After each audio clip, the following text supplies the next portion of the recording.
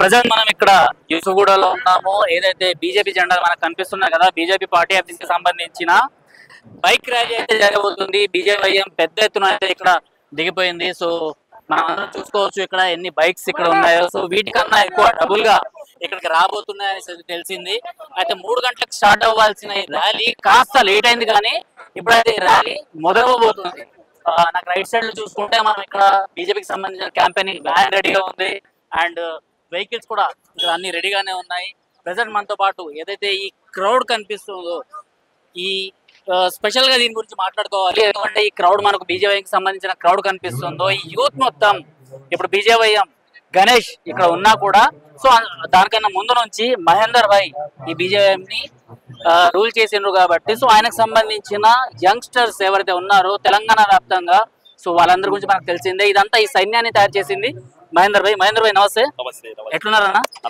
చాలా రోజుల తర్వాత మీతో ఇంటర్వ్యూ చేసే ఒక అవకాశం దక్కింది అండ్ అందులో నా జూబ్లీ కాన్స్టిట్యున్సీలో. సో మీరు ఎలాంటి ప్రచారము అంటే ఎలా అందుకోబోతున్నారు దీన్ని, అండ్ బైక్ ర్యాలీ ఒక్క పిలుపుతోనే ఇంతమంది వచ్చేసింది ఇక్కడికి? అవునండి, చాలా పాజిటివ్. అంటే మీకు మీడియా వాళ్ళకి ప్రత్యేకంగా చెప్పాల్సిన అవసరం లేదు.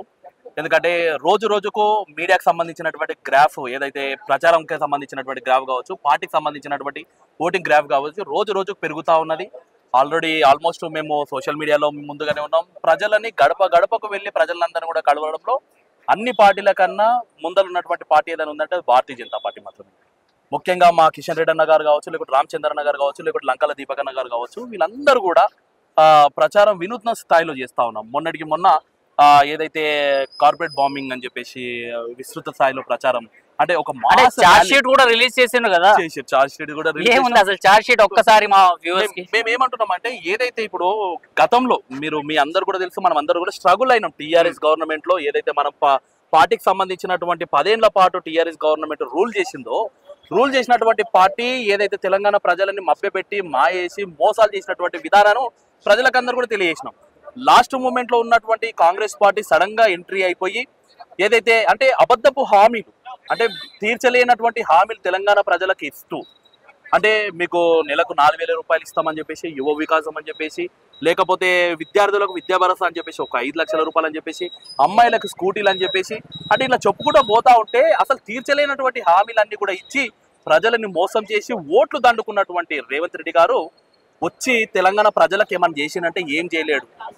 తీరా అమాయకమైనటువంటి ప్రజలు ఎక్కడెక్కడైతే ఇండ్లు కట్టుకొని గరీబ్గా బతుకుతున్నారో, అలాంటి గరీబ్గా ఉన్నటువంటి ప్రజలకు అందరూ కూడా హైడ్రా అనే పేరుతోని వచ్చి ఆ ఇండ్లన్నింటిని కూడా కూల్చడాన్ని ఈరోజు తెలంగాణ రాష్ట్రంలో ఉన్నటువంటి ప్రజానికం మొత్తం కూడా వ్యతిరేకించడం జరుగుతుంది.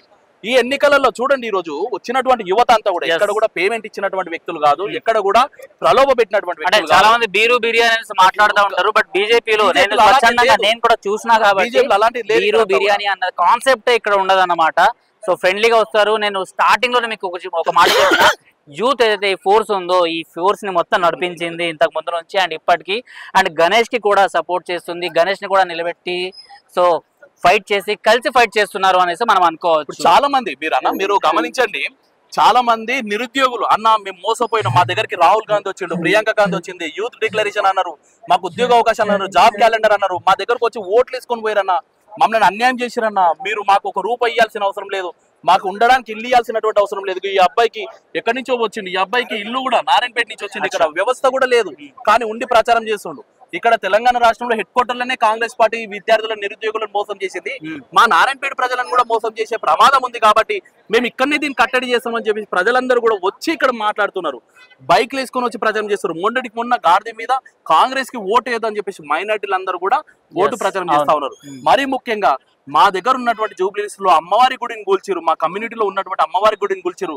అలాంటి కూల్చినటువంటి ఆ ప్రభుత్వానికి మీరు ఎట్టి పరిస్థితుల్లో ఓటు వేయొద్దని చెప్పేసి స్వచ్ఛంద కాలింగ్ సంబంధించినటువంటి 100 మంది వ్యక్తులు, మహిళలు కూడా, పిల్లలు కూడా తిరుగుతూ మాకు జరిగినటువంటి అన్యాయం మీకు కూడా జరగద్దు, ఈ ఎలక్షన్లలో కాంగ్రెస్ కి సరైనటువంటి బుద్ధి చెప్పాలి, మీరు ఓడగొట్టాలని చెప్పేసి ఈరోజు బీజేపీకి మద్దతుగా అక్కడ నిరుద్యోగులు కావచ్చు, లేకుంటే గ్రూప్ 1 సంబంధించినటువంటి ఆస్పిరెంట్స్ కావచ్చు, అక్కడ ఏదైతే మోసపోయినటువంటి గుడి విషయంలో కూల్చినటువంటి ఎక్కడైతే అక్కడ విక్టిమ్స్ ఎవరైతే ఉన్నారో వాళ్ళందరూ కూడా వచ్చి ఈరోజు కాంగ్రెస్ పార్టీకి వ్యతిరేకంగా ఈరోజు చేస్తా ఉన్నారు. మేము ఈరోజు అంటా ఉన్నాం, మేము ఏమంటున్నామంటే రాజకీయాలు చేస్తుంది, మతతత్వ రాజకీయాలు చేస్తుంది ఎవరో కాదు, కాంగ్రెస్ పార్టీ.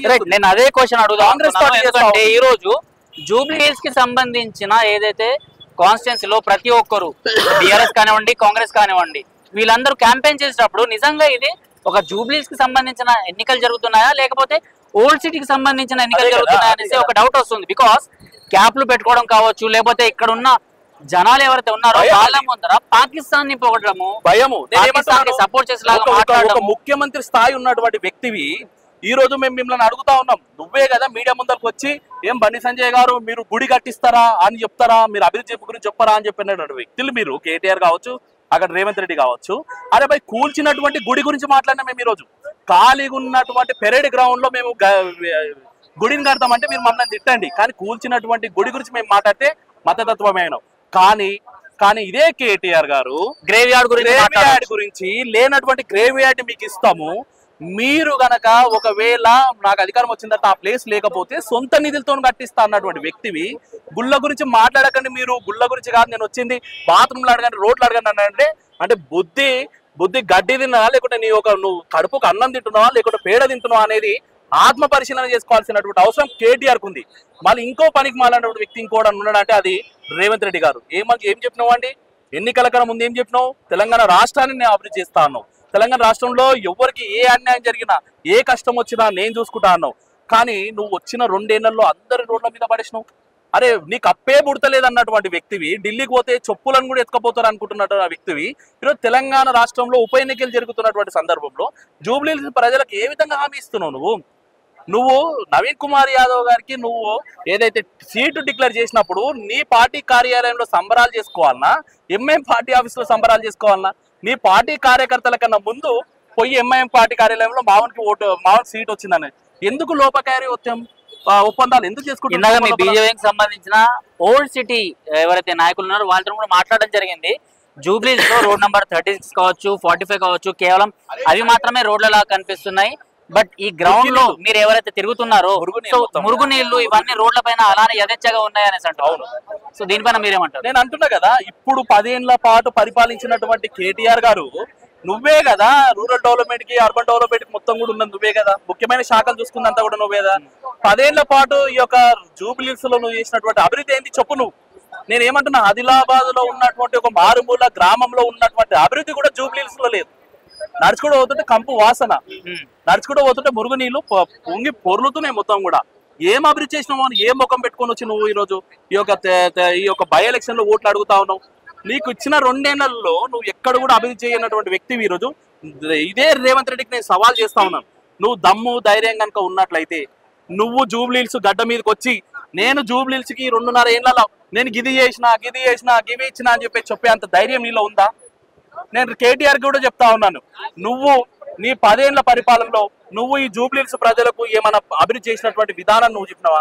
ఎంతసేపు మరి మీ పార్లమెంటు ఉన్నది కిషన్ రెడ్డి గారు కదా, కిషన్ రెడ్డి గారు చెయ్యాలి కదా అంటే, అరే ఇంత నాన్న సిగ్గు శరం ఉండాలి, అబద్ధాలు చెప్తే నాన్న అతికినట్టు ఉండాలి. అరే రాష్ట్రంలో ఉన్నటువంటి అభివృద్ధి ఎవరు చేయాలి భయ్? మోరీలు ఎవరు చూడాలి? స్ట్రీట్ లైట్లు ఎవరు చూడాలి?